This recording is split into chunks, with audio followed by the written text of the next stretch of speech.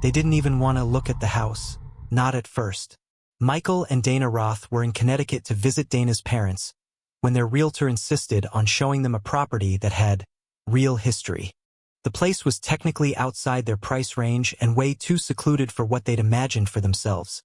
But the listing caught Dana's eye, once the beloved retreat of actor Paul Newman. The house sat on a wooded slope in Westport, nestled behind a long gravel drive and tall oaks that hadn't been trimmed in years. The property backed up against a conservation area, pure silence except for wind and wildlife. A wooden canoe still hung above the garage like an ornament left by a previous life. Michael remembered the smell before he remembered the rooms. Cedar, aged books, and something he couldn't name but would later describe as metallic air. They bought it that same week. A steal, the realtor had said, considering who lived here. Michael, a documentary editor, and Dana, who had just left her teaching job, thought they'd found peace. But the house never felt still. Not entirely. Started small. The backyard pool, which had been covered for years, gave off a glow at night, just a faint one, like moonlight being pulled inward.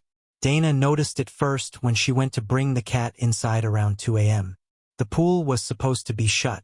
No power running to the lights, but it glowed, softly, like something underwater was watching. Michael joked that it was a raccoon. But the next day, when he tried to open the panel to the pool's electrical system, he found it sealed with a layer of hardened rust. Wires cut clean through long before they moved in. They dismissed it. A trick of the eye, maybe. Then came the footsteps. Wooden creaks above their bedroom when no one else was home. Whispers that didn't carry words, only tone warm and thoughtful, like someone lost in memory. And always the smell of popcorn. Not buttered or burnt, just classic movie theater. Michael worked from the converted studio above the detached garage. The house had belonged to someone who valued privacy. The studio even had its own restroom, its own kitchenette. But Michael hated using the bathroom in that space. He always felt watched. It got worse in late November, right as the first snow dusted the back porch. Dana found the door to the old root cellar beneath the house wide open. They never used it, hadn't even found the key. But there it was, yawning into shadow. The wood frame splintered like it had been pried open from the inside. They argued. Michael accused her of trying to scare him. She told him she hadn't touched it. That night, Dana dreamed of a man standing at the foot of their bed, white shirt, sleeves rolled, hands behind his back. His voice was clear but low. "This house remembers." She woke up sobbing. She couldn't explain why. It was Dana who discovered the film reels. A false panel behind the built-in bookcase in Paul Newman's old office had come loose during a storm. Behind it, 7 16mm film canisters, unmarked except for scrawled titles like Canoe Practice 72 and Joanne in the Garden. They watched one. The reel showed Newman himself, laughing on the same back porch they now owned. The trees younger, the sky brighter. The camera lingered on the garden, on the swing still bolted to the big elm. Then the footage cut abruptly to darkness and a quiet hum filled the screen. Not static. The tone. Then a voice, low and unintelligible. They shut it off.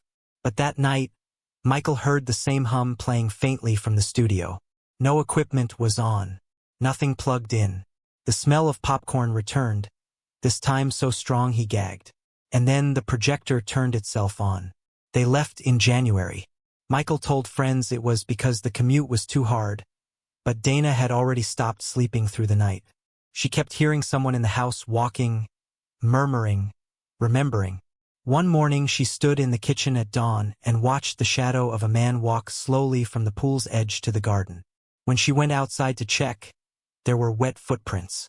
Bare, large, still forming on the stones. Before they left, Dana packed the film reels into a box and took them to the local library's historical society. She left a note: "He loved this place. Please let him rest." They sold the house to a couple from New York. Young, excited. 3 weeks after the closing, Dana received a letter in the mail. No return address. Just one line, typed neatly on old paper. "You left the lights on by the pool. The new owners, Nathan and Elise Caro, arrived on a drizzling Thursday in March. The kind of rain that wasn't heavy but constant, turning the gravel driveway into soft gray mud and coating the trees in a sheen that made them look like glass sculptures. Nathan didn't mind it. He liked the quiet, the way the house sat low and square against the earth, its cedar siding dark from rain, its windows like blinking eyes that hadn't opened in a while. Elise, a photographer with a taste for stories and broken things, had fallen in love with the house before they'd even stepped inside. She'd seen the listing online, once owned by Paul Newman. It read, though the mention was buried 3 paragraphs down, almost like a whisper. That alone was enough to stir her curiosity. They were both in their early 30s, flush with creative energy and a little debt, hoping this home might offer something else. A reset. The air inside was sharp with age. Not dusty someone had clearly cleaned before the showing, but old in that way buildings become when they've held onto memories longer than the people who made them. The scent was peculiar. Aged wood, linseed oil, damp stone, and something sweeter, like sugar left too long on a stove. Elise noticed it first, that sense that the house wasn't empty, not truly. She didn't say anything at first. Artists are sensitive to space, and she assumed she was only romanticizing things. But on their first night, as the storm rolled over the woods in a slow growl, she caught sight of a man's reflection in the glass of the patio doors. Tall, shoulders squared. His face turned away as if waiting for something in the dark beyond the pool. When she spun around, there was no one, only rain tapping against the glass like fingernails. Nathan converted the old garage studio into his writing space. It was rustic but warm, exposed beams. An old drafting table still tucked in one corner. He liked the feel of it, like stepping into another time. It was peaceful during the day, when sunlight spilled through the upper windows and cut long shadows across the floor. But the peace faded after dusk. One evening, while trying to write, Nathan heard the projector. A soft mechanical whir so faint at first he thought it was the fridge, but it came from the far corner, where an old screen had been mounted and forgotten. There was no film in the machine. No switch had been flipped. Yet the sound persisted. He unplugged it. The sound stopped. But as he turned to leave, he felt the distinct sensation of being in someone's way, like standing in front of someone trying to pass. The air pressed against him, not cold, but dense. He stayed away from the studio after that, instead working from the dining room table where Elise spent her mornings editing film scans. They didn't talk much about the projector, or the shadow that sometimes walked the garden path, just after midnight. The swing under the elm tree never moved during the day, no matter how strong the wind. It was heavy and old, wooden seat with iron chains, likely hand-installed decades ago. But some nights, as Elise lay awake beside Nathan, she'd hear the distinct creak of the swing outside. Not wind, not branches, just a slow, deliberate sway. She stopped going out after dark. The house itself began to change in subtle ways. The hall closet door, which they kept closed, was often found open in the mornings.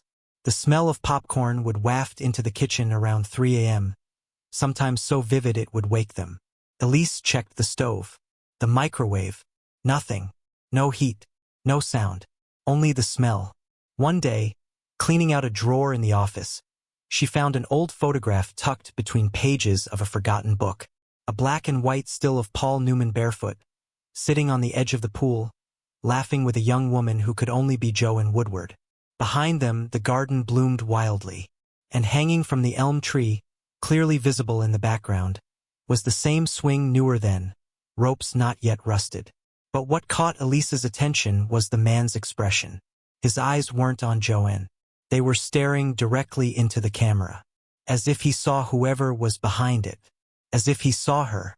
It was Elise's idea to visit the Westport Historical Society. Something tugged at her, a need to understand what the house remembered. When she mentioned the name Newman, the old woman at the front desk tilted her head. "You bought his place?" she asked, without needing the address. "You're not the first. Couple before you didn't stay long." The woman brought out a box labeled Estate Donations, 2009 to 2015. Inside were local artifacts, news clippings, town hall photos, handwritten letters, and in the bottom, A small set of film canisters wrapped in paper. The note read, "Please let him rest." Elise took them home without telling Nathan. She told herself it was research, maybe even art. But she didn't take them to the studio. She set up a small projector in the den, drew the curtains, and watched one reel while Nathan was out for groceries. It was the garden again, this time at dusk. Newman stood with his back to the camera, facing the pool. He didn't move. The camera didn't move. It was as if the film was waiting for something. Then the voice, clearer than ever before. "You can't forget a place like this. You carry it." The film ended. But as Elise turned off the projector, she saw something in the reflection of the TV screen. A man, standing in the hallway behind her, quiet, watching. When she spun around, the hallway was empty. But the door to the cellar, the one neither she nor Nathan had touched, was open. The door to the cellar stood ajar like a wound cut into the hardwood floor. No wind had blown it open. There was no draft in the house that night, no tremor of shifting foundations. Elise hadn't heard it creak. It had simply become open sometime between the end of the film and her turning around. A soft breath of cold air rose from the gap. Not the ordinary chill of basements, but something older, more particular: damp stone, time-tinted mildew, and something else. A scent so faint and sharp it was barely scent at all. Like paper scorched at the edge, like silence after a clap. She stood at the threshold for nearly a full minute. Her ears filled with the sound of her own blood. Her hands were cold. One part of her, the rational, daylight part, told her to turn the light on, go downstairs, see for herself what was there. But another part, more animal, older than reason, whispered, "No one is supposed to go down there at night." Nathan returned with grocery bags and found her standing like that, barefoot, one hand gripping the edge of the doorway, eyes locked on the shadows below. She didn't respond when he called her name. Not until he stepped beside her and gently touched her shoulder. She gasped, not from surprise, but as if coming up for air. "What is it?" he asked. "I think he's still here," she said, not knowing exactly who she meant until she said it. They closed the cellar door and placed a chair in front of it. Neither of them slept that night. A week later, while sorting through a stack of unopened mail left by the previous owners, most of it junk or badly rerouted forwarding notices, Elise came across an envelope with no return address. The handwriting was old-fashioned, inked in fountain pen, tall and deliberate, like someone used to writing with care. Inside was a single sheet of stationery, thick and yellowed. It read, "The garden was never silent. He talked to it every morning. The swing is older than it looks. And if you find the letters in the floorboard, please don't read them aloud." She showed it to Nathan. He laughed uneasily. A prank. But Elise wasn't so sure. The next day, while cleaning in the office, the same room where she had found the photograph, she noticed something odd beneath the antique rug. A board slightly looser than the others. The nails were old and warped. With some effort, she pried it up. There were 5 folded pages beneath it, bound with a red ribbon. She hesitated before touching them. Each was covered in delicate handwriting. Not typed, not printed. Handwritten in a steady, almost calligraphic hand. The ink had faded to a brownish tone, and the paper had curled slightly at the corners. She unfolded the first one. The date at the top, August 14th, 1979. "Joanne left for LA this morning. The house is different without her, quieter in ways I don't like. I spoke aloud to the trees today, just to hear something reply. I don't know why I write these, just that this place won't let me leave anything unsaid. Maybe someday someone else will find them, and maybe they'll understand. P." Elise did not read the others. Not aloud. Not yet. That Sunday, Elise invited her friend Mara, a medium not professionally, but someone deeply intuitive, someone who had made Elise uncomfortable once at a party by telling a stranger she knew his father had died on a Wednesday without ever being told. Mara arrived in the early afternoon, wearing a wide coat despite the warm breeze. She walked the perimeter of the house once before saying a word. Then she asked if the cellar had always been sealed. "We didn't seal it," Elise said. Mara's expression changed. "You should." Inside, Mara didn't perform any rituals.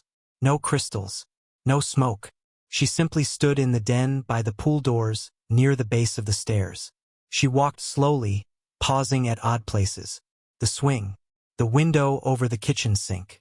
The hallway. Eventually, she stopped outside the office and looked at Elise. "He's not angry," she said. "Paul?" Elise asked. Mara nodded slowly. "He's not haunting the house in the way you think. He's waiting. For something. Or someone. I don't know if he even realizes time has passed. It's like this place is still holding his breath." Then, after a moment, "He loved it too much to leave." The pool remained covered. They hadn't touched it since moving in. The previous owners had left the tarp on, claiming it wasn't worth the maintenance. But one morning in early April, Nathan found the cover peeled halfway back. No prints in the mud. No sign of animals. No footprints at all. Only the scent faint but there. Salt water. And popcorn. Always that damn popcorn. He stared into the water. It was still untouched.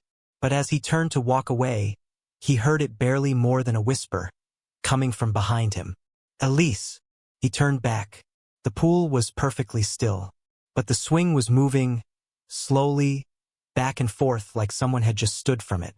The following evening, Nathan and Elise sat across from each other at the kitchen table, the heavy silence between them taut like a wire. The old film reels lay untouched on the counter. Neither one of them had watched the second reel, not yet. Elise had placed it near the toaster and then refused to look at it again. But that night something in the air changed. Not in a cinematic, thunderstruck way. Just subtly. A hush. The wind stilled. The clocks ticked more slowly. The lights seemed dimmer, though the bulbs were the same. Elise looked at the windows and saw only herself reflected perfectly, as if the glass no longer opened onto the outside. "Let's watch it," Nathan said quietly. Not as a dare. Not as a challenge. Just a simple surrender. They threaded the second reel. The projector clicked to life. The fan hummed. Dust drifted lazily in its light. This one was different. It showed the interior of the house. The same hallway Elise stood in when she first saw the figure in the screen's reflection. But the angles were wrong, too steady, too intimate. Almost like someone had placed a camera high in the corner, where the ceiling met the wall. A man entered frame. Paul. He walked slowly, barefoot, his shirt half-buttoned, holding something, letters, folded, bound by red string. He moved toward the cellar, and before descending the stairs, he paused. He turned, looked toward the camera, not at it, through it. "You can keep the house," his voice said. "Just leave the letters in the dark." The screen flickered, then fell to black. And then the sound came not from the projector, but from beneath them. A thud, a scrape, something moving under the floor. That night, they could no longer deny the house its memory. They opened the cellar door. There was no storm, no eerie lighting, just the low wooden stairs and the smell of cool soil. Nathan went first, a flashlight in hand. The cellar was unfinished.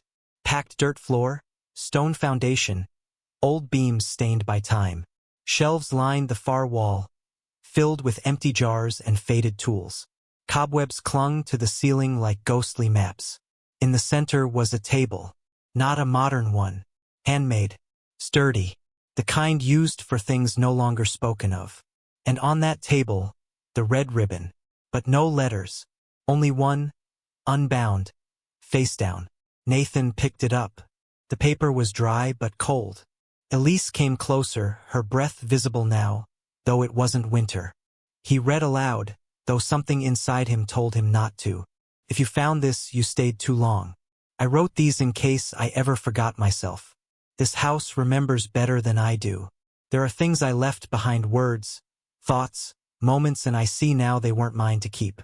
If you can hear me, let them go. Burn the letters. Close the doors. Live your own life. But don't forget me. I'm not trying to scare you. I just don't want to disappear." They stood there a long time. Then, quietly, solemnly, they returned to the office, retrieved the remaining letters from beneath the floorboard, and walked out to the edge of the garden. The swing creaked once, then went still. The elm above them swayed gently without wind. Nathan struck a match. The paper caught easily. The flame rose orange, turned blue, and then nothing but white ash remained. In the months that followed, the house was quieter. Not empty, not lifeless, just still. The projector never played again. The swing moved only with the breeze. The cellar door remained closed, not locked, but no longer eager to open. The scent of popcorn faded, replaced by lavender from the garden Elise began to plant. Nathan wrote a short story about the experience. He never submitted it. Elise developed a series of haunting photographs taken through the windows, each one capturing a moment of stillness. The pool at dusk, the garden in fog, the swing just before movement. In one, just barely visible in the reflection of a glass door, was a figure. Smiling, faint, gone. They never told anyone the full truth. Not because they were afraid, but because the house had shared something with them, something personal. A secret held in wood and film and memory. And when they finally moved years later, they left no note, no warning, no mention of the letters. Just silence. And in the deep quiet of the house once owned by Paul Newman, there remains perhaps only this: the memory of love, the echo of presence, and the soft creak of a swing on windless nights. Don't forget to subscribe and like if you liked this story.